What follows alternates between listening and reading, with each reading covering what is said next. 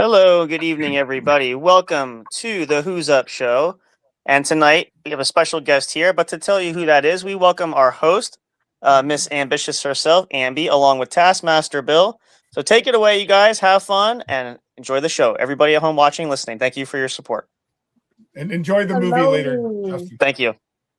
Yeah, enjoy the movie without me. So I'll think about you. Don't worry. Ooh.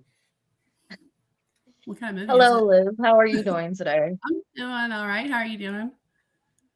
I'm spectacular. It's Monday. It's I feel like Monday. this is Sunday. No, I definitely don't. I always, like I always I think feel of that like line in Office Space. Oh, it looks like you feel like you got the Mondays. Oh, okay. You know, I feel like it's Sunday today. My hair is like kind of flimsy. I don't know what you want to call it. Like half of it's out right here, and the rest of it's in a bun. So I don't know. We're just gonna call it a style and say go with it. It's a We'll decision. call it it's your personal style. There you go. Yeah, it's a personal style, I guess. All right, so we're gonna start off. Liz, can you tell me and the viewers what you actually do with your career? With my career, so far as my career goes, I am a fire and building codes inspector. So I work for the state of Tennessee. And I specifically inspect daycares for one of the counties in Tennessee. So That's nice. Nice. I really enjoy it. You're Do you wanna keeping things safe. I mean, I try to. I do. I really enjoy it, honestly. It's a really good job. It's a good schedule. It's good. It's good for me because it's the same every day, but it's also different. And I got like the ADHD brain, so it helps that imagine. it's all the same but a little different every day. It keeps a variety, but helps me like still keep a routine. So I love that. So do you have a lot of communication with the police or authorities? No. Okay. No. It's nothing like that. Nothing like I have no like authority to like do anything except for say like y'all have to fix this. I got the hiccups. Sorry. But if something comes up in an inspection that you find troublesome, what is your next step? My next step would be to reach out to my supervisor because that's above my pay grade. So okay. All right, gotcha. Like if there's a major problem, I would reach out to my supervisor or the state manager because that's what they're there for. If it's something that's pretty extensive or a pretty severe issue, they need to be made aware of it anyways. So that's just my first direct route to go. Okay. So I know we did the meet and greet and we were talking about fitness instructor and being into fitness. Do you want to tell us a little bit more about that? Yeah, so I'm not an instructor. I don't claim to be that at all. I still don't even know what I'm doing half the time. I have like legitimately, I have one of my really good friends trains me on the weekends. So he's helped me a lot just from day one to get to where I am now. So like I don't know. It's I started going in April of last year. So I've been going a little over a year. I'll be 40 in October. So it was kind of like okay, you're getting old or older, I guess. Like not really old yet. But Smarter. We're just getting smarter. It's a rough birthday for me. I'm not gonna lie. This one has really kind of hit me hard. So does that mean I'm really smart? Is that what that means? Yeah. Yeah, exactly. Yeah. Your beard helps it all. I was gonna say gives out the smart and the wise. The wiser you are, that's why it grows in. It's like the wiser I am, the grayer it gets. Yeah, exactly. So I decided, that I'm getting older, and last year was just like a kind of a year of growth in general. So I decided to go to the gym, start kind of getting my physical health better in shape because I'm terrible about taking care of myself. So that's kind of what prompted it. And then I started seeing changes and I started feeling better. It really started helping with my mental health too. So that's what kind of kept me continuing, has really inspired me to keep going. It's like motivating the physical and the mental benefits that I'm recognizing. What's your favorite workout? Oh, sorry, Bill. Go ahead. No worries. No, I was just going to say, do you ever get to that point where you get the runner's high or the exercise high? Not the runner's high because I don't run. Me neither. I might get smacked in the face. Yeah. Well, mine aren't quite that bad, but it's close. No, but no, I don't run. My trainer actually made fun of me when I first started going to the gym for the way I run. I've gotten a lot better. I just don't like to do that. So I do the treadmill, but I don't do a really fast speed. I have had the workout high though, where it's just like, you just kind of hit that zone and it's just like, oh God, I feel like I could do this forever. Like, this is awesome. And yeah I've definitely had that. Until you stop. You're like, I don't want to do it forever. Until you stop and then your legs are like noodles and your arms are like. Yeah, I've had that too. There's a set of like 7 steps in my gym. I've counted them several times. And Saturdays are, I dread those 7 steps at the end of the workout. I don't blame you. I would too. I have like 20. Now, I don't know how far you want to get into it, but do you want to let the audience know some things that you've overcome in your life? I mean, that's fine. Let's see, I'm diagnosed with bipolar, anxiety, seasonal depression, PTSD. I think that's it. Oh, and the ADHD. No, sorry. Example A. But no, so I started suffering and kind of having issues with depression when I was 13. Started dealing with ideation when I was about 15 and self-harm when I was 18. I've had a couple of attempts that were obviously not successful and not really they weren't like massive attempt, you know what I mean? Like full on, but they were there. I still deal with ideation and, all that kind of stuff, but that's kind of where I'm at. I've dealt with all that. I've dealt with health issues as well. I was born with a genetic lung condition that nobody ever knows what it is, but it's called a motocilia syndrome. And what that is basically the tiny little hairs in your body that are like in your sinus cavities and your organs and stuff. There are some that are immotile and some that are motile, meaning that they move, they help filter out or bacteria, dirt, germs, stuff from your sinuses, from your organs. It helps, they're filters basically, and mine don't move at all. I have none that move. So as a child especially, I was really sick. I've had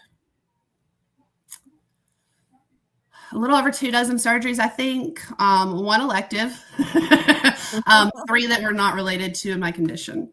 All the rest were in some way related to it. So I was born with collapsed lungs and spent the first month in NICU. I had part of a lung removed when I was 2.5. So yeah, that's been a thing to overcome just in itself. And it's not anything that, I can get rid of. So it just kind of have to deal with it. I've had 40 years to kind of get acclimated to it, and it doesn't even, like, I forget about it most of the time until I call it. One last question, but then I'll let you take it. I don't want to get near your medicine cabinet. How do you keep track? Let's see. I set reminders on my phone because I have had to take these medicines for extensive periods of time, depending on what the medicine is. And I still forget in the mornings and in the evenings.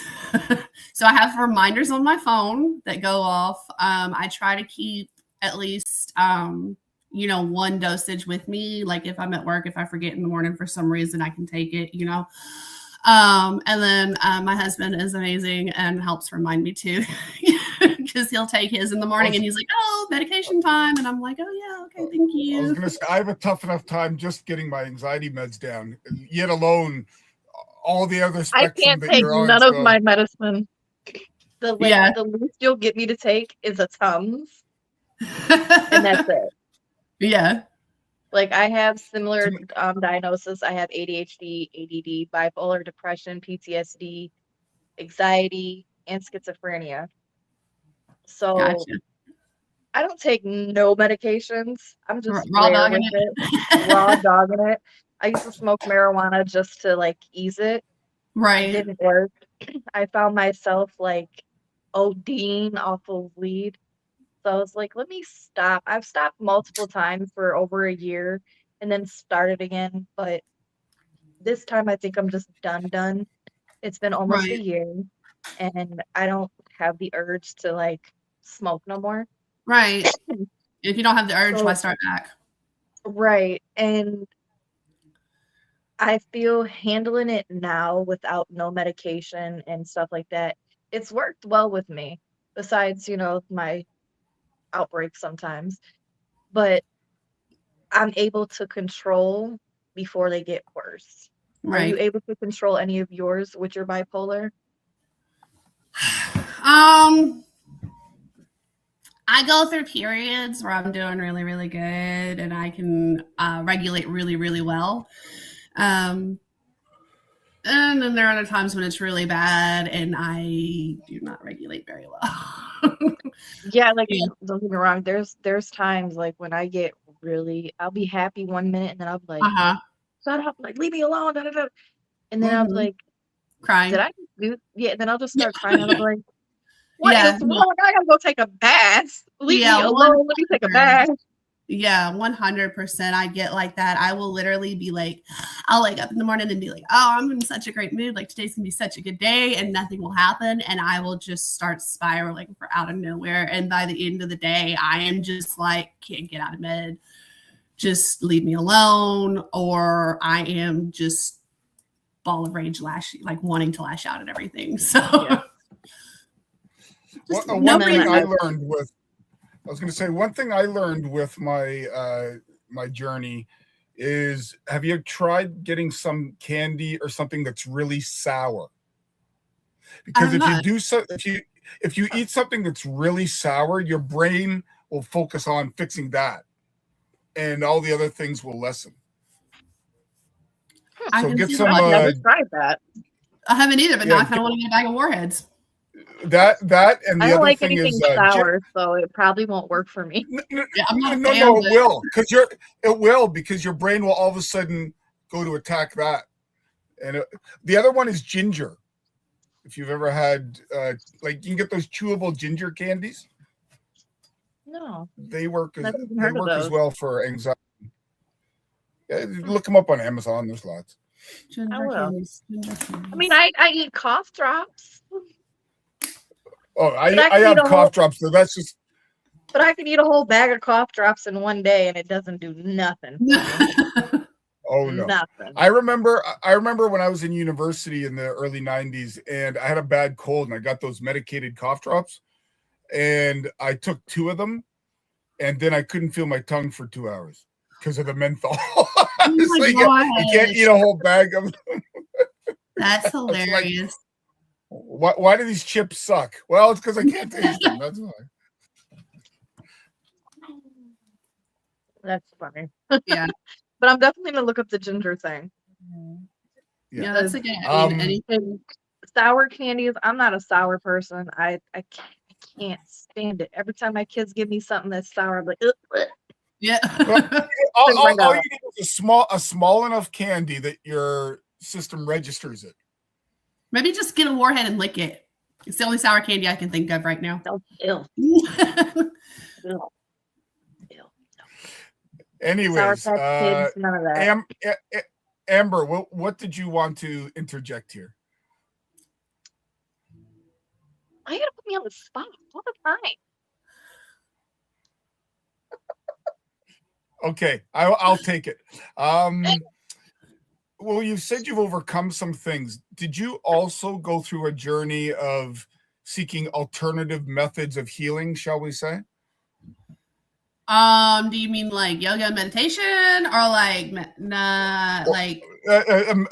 like the illegal narcotics end of it? Oh no, no.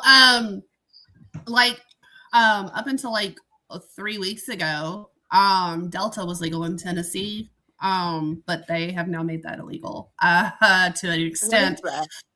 It's so marijuana is not legal in Tennessee, like at Okay. all. And so Delta is like another kind of derivative. Don't ask me to explain exactly what it is because I don't know any of that. It's like I guess a derivative. I don't know. But anyway, I mean, it's the same thing basically. Anyways, so for a period of time, a few years ago, I did use that a little bit, but I don't really use anything else. I actually don't even drink. I was sober I've been sober for 4 years. Wow. 4 years in March. Good on you.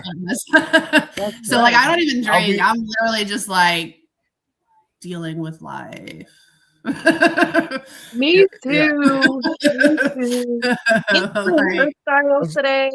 It was a crazy weekend. It yeah, was a I was gonna crazy say day. I will be 9 years in November.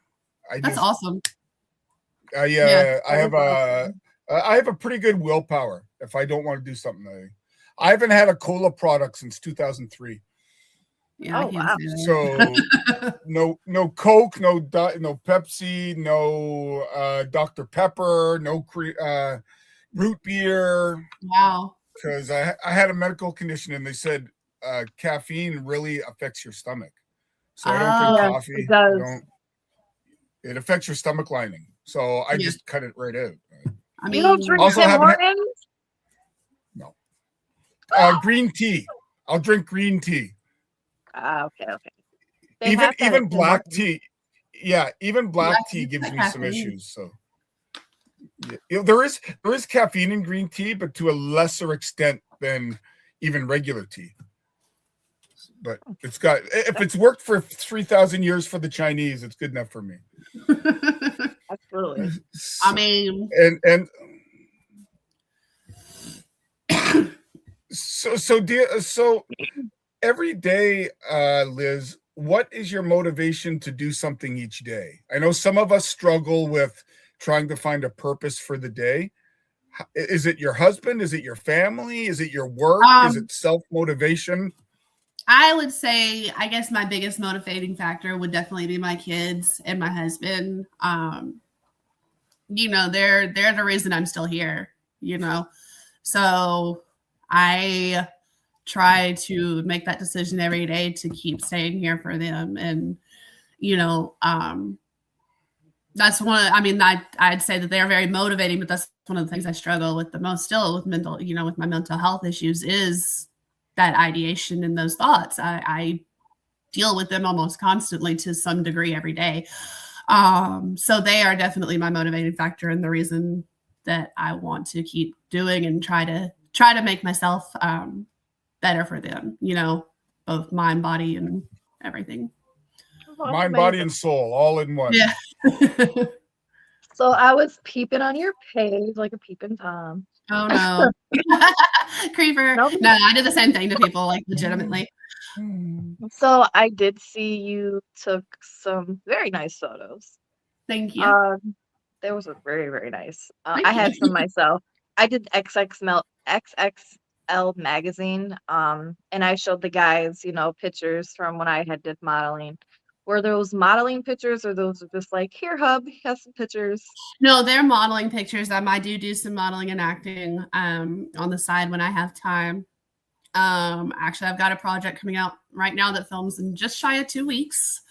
Oh, So I'm super excited about that. It's a horror anthology film that's filming in Nashville.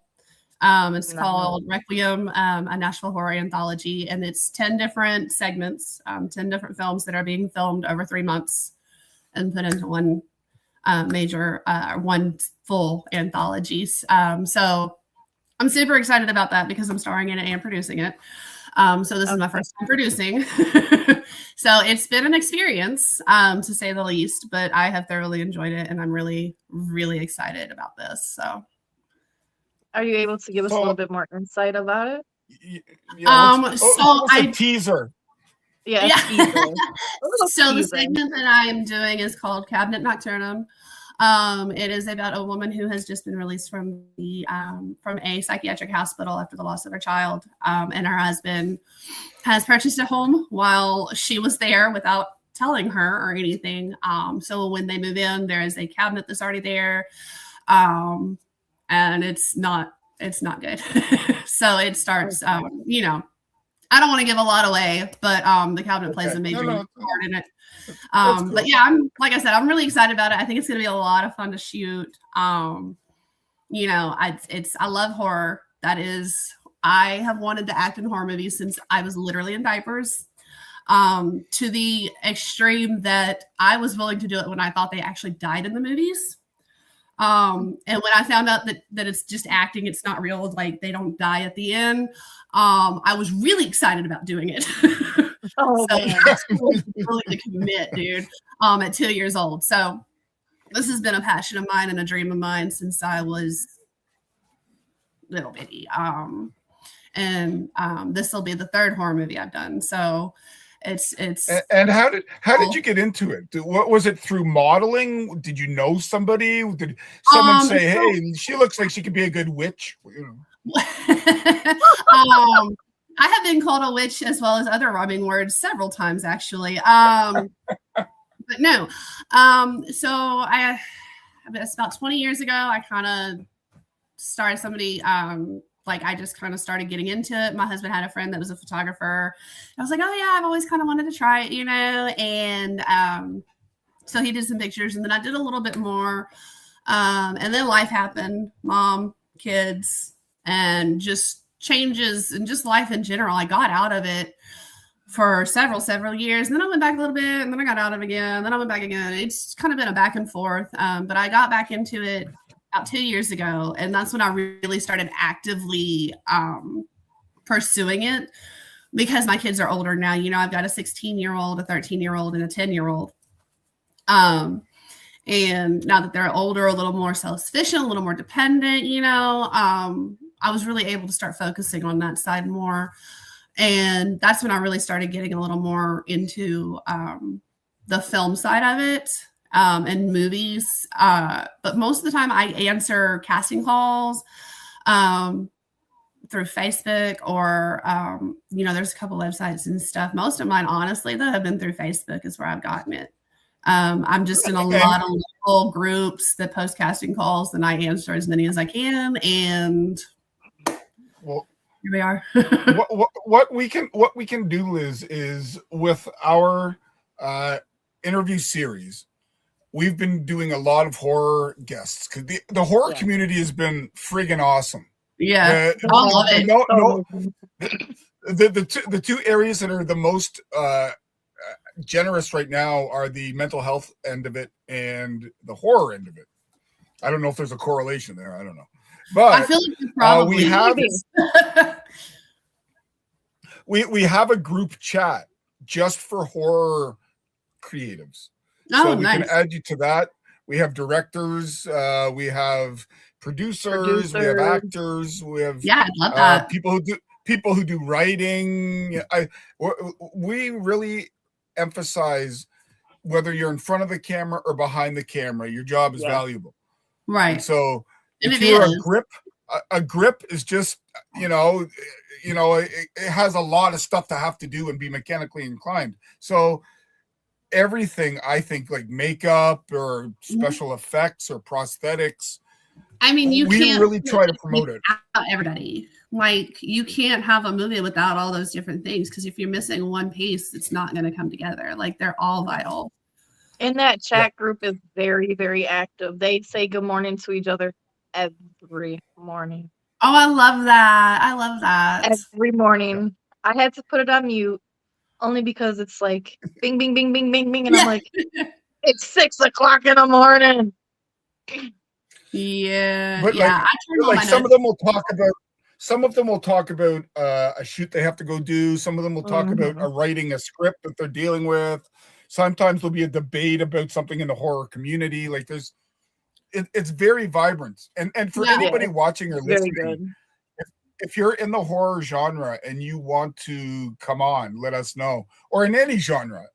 How about somebody who does sci-fi or who does Yeah, just not a or fan. does We don't want no fans. We'll save the or fans for after segment. no, yeah, not the But fans, not the fans. we just Yeah. we But want to build a community of people so that way everybody is able to get where they're going and not have to worry about, oh my goodness, how am I going to get there? I don't know this person, I don't know that person. And the Right. chat group for the horror film people is a very good thing that we did start. It's yeah. a lot of people that are in that group right now, and I want to say a lot of people benefit from it. That's Because it's awesome. like I we love have that. we have people that are artists, you know, Yes. like almost every aspect. So that's awesome. And one of the reasons we wanted to interview you and Amber wanted to interview you is you have an inspirational story of overcoming obviously a lot of the things that you've documented. And you've come out on the better end. I'll say that. It's up to you to dispute that, but I think you I think so. I think so far, overall, it's been for everything's the best. good. So I mean, so let to me ask you you were this. you inspired me because we both have bipolar, and you know, it's hard for people to express that they have bipolar live and express it with a lot of people. They'll be like, "Oh, yeah, I'm bipolar," and then Yeah. you don't know if they're really telling the truth or not. But it takes a strong person to be out in the open and be like, "Yeah, I really do have bipolar, Yeah. and this is my struggles." And there's not a lot of people that do that. Yeah. I mean, my thing is there is, like you said, people don't talk about it. I mean, it's getting better, but there's still such a major stigma around mental health and diagnoses and therapy and getting help and taking medication. Like it's still so I don't know if taboo is really the word. I don't think it's quite there, but it's still so not talked Somewhere. about. It's so hush hush and don't let people know something's wrong with you, and I hate that because there are, I would say, a large percent of the population struggles more than people realize. Absolutely. And it's so frustrating that there are people who struggle and it's not that they won't get help, it's that they don't understand that they have something wrong. Like they're not broken, they think they're broken, they don't understand because nobody will talk to them about it. They don't have people that talk about it. And so that's one thing that I'm really passionate about is yeah, I'm messed up. My head is screwed. Like Mine too. I'm twisted. Mine too.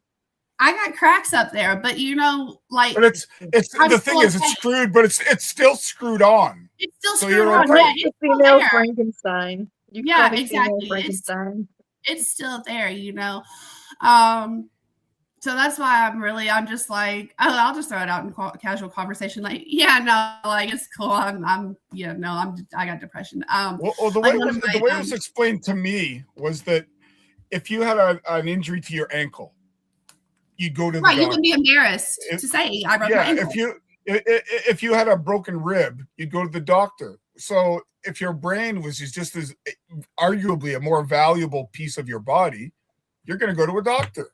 Exactly. Or you're going to seek remedy somehow. So there's no shame in asking for help. It actually makes you stronger. Right. And to the same effect with medication. I mean, you wouldn't judge an asthma patient, you wouldn't judge a cancer patient for taking medication, for taking chemo, for using their inhaler, whatever it is. You're not going to judge them. You're not going to look down on them for that. So why would you do that for somebody that has to take lamotrigine or lithium or whatever it is they have to take?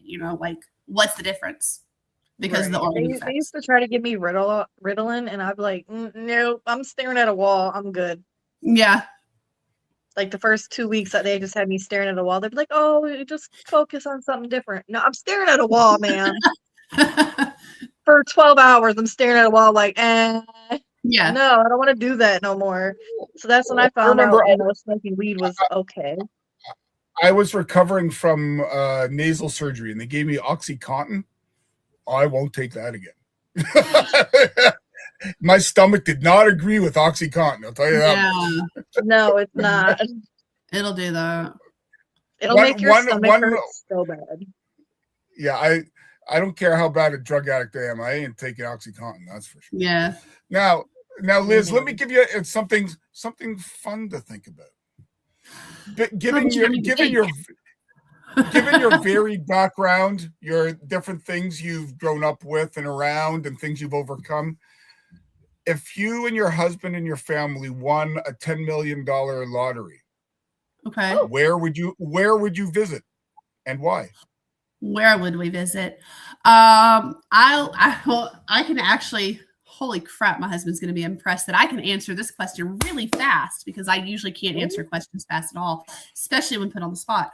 But we have actually kind of semi-started planning a trip for our 20-year anniversary, which would be in 2028. I know when I got married, I promise.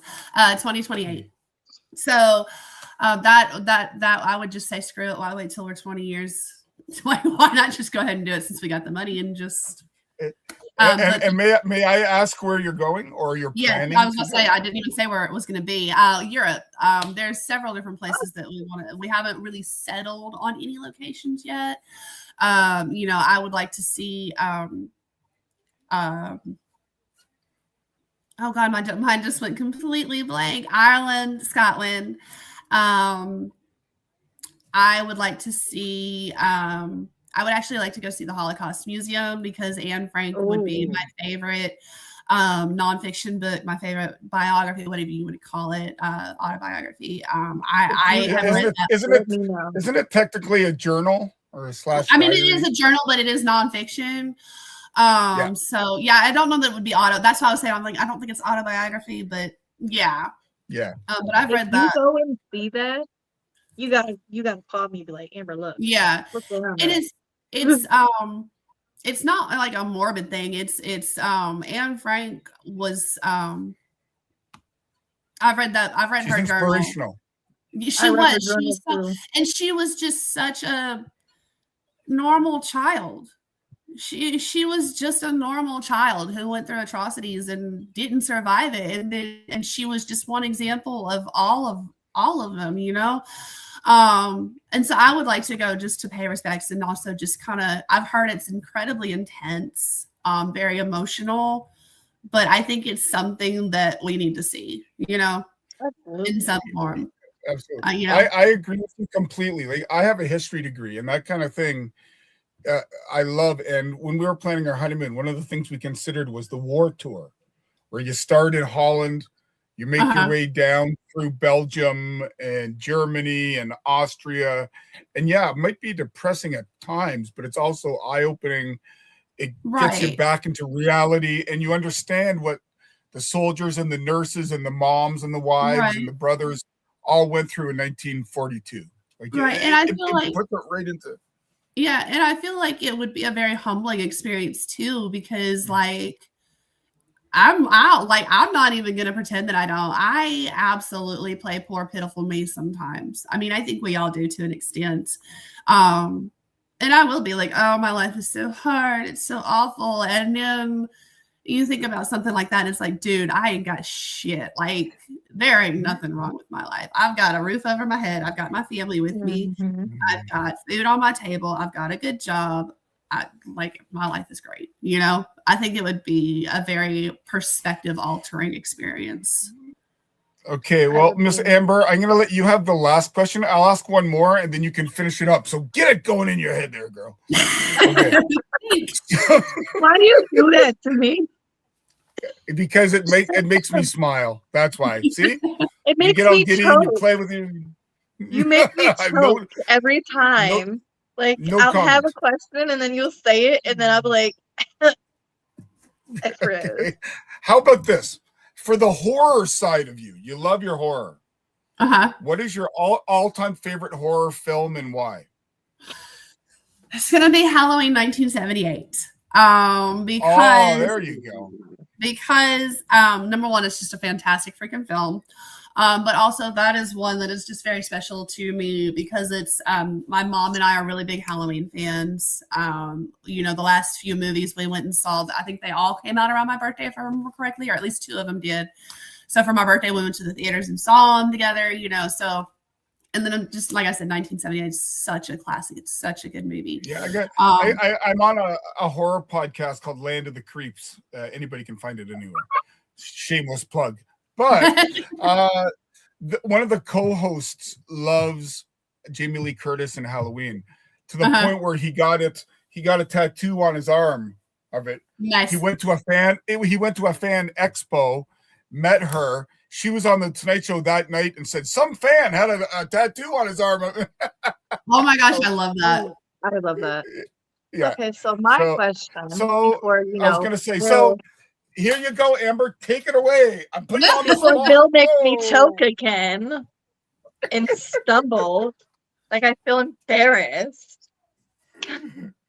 What? Damn.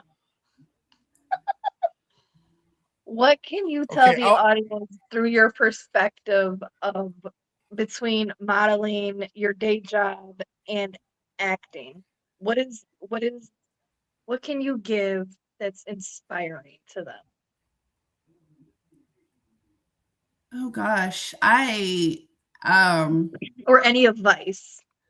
How about this? What about a young lady that might want to break into modeling? What might you do? I mean, one of the biggest things I would say absolutely is do your research. You can never be too careful. And that's the first thing, like, absolutely, I would say, like, not even, oh, well, here's how you get jobs. This is how you find an agent. It's safety. Absolutely is going to be, make sure that you're safe. But then so far as actually getting into it, I would say, like I said, like with the acting, answer every casting call. If you even remotely fit the bill and like think that you would like be able to do it, you know what I mean? Or think that you fit the casting in any way, shape, or form, go for it. Because even if you don't look the part necessarily, or you're not exactly what they're calling for, you might get in there and do something that they absolutely fall in love with and completely just throw away what they had in mind and go with you. So take every chance. I was going to say, I suppose that even if you don't get the gig, they might keep you in mind for something else. Exactly. You get your face out there. You've got to get your face out there. You've got to network and stuff. And that's one of the things, honestly, that I'm the worst about, because I am very awkward. And I actually have a really hard time meeting people and talking to people in person. Thanks to anxiety. So that's one of the biggest struggles I have is the networking, but I'm getting a lot better about it. So well you've got two of us here that deal with anxiety. Yeah, I'm about to say I'm getting better. As you see, like there's sometimes I stumble over my words or Bill make me choke on my words. Because it's like, you're a strong woman, you can deal with it. Yeah. I deal with it on a daily basis. I'm gonna have a meltdown. No, yes, I'm really not. But everybody has stuff that goes on, and Liz, it's been absolutely wonderful having you on. Oh, no, it's been Your great. your story is varied, and there's a lot of different things we can take away from it. All we can say is the best of luck. Thank you. And when you get your Oscar, when you get your Oscar, we get that first interview. All right, absolutely. Deal. I will hold you to that. I will be held to that. Take your show away, Amber. All right. Thank you. I appreciate you. That is going to be it for the Who's Up with Ambi. And we will add you to the horror group so that you can interact with other people. Yes. And again, you're always more than welcome to come to the show on any one of our channels. And with that said, I wish you luck and have a good night. Thank you, you too. You too. Bye-bye. Have a great one. Bye-bye.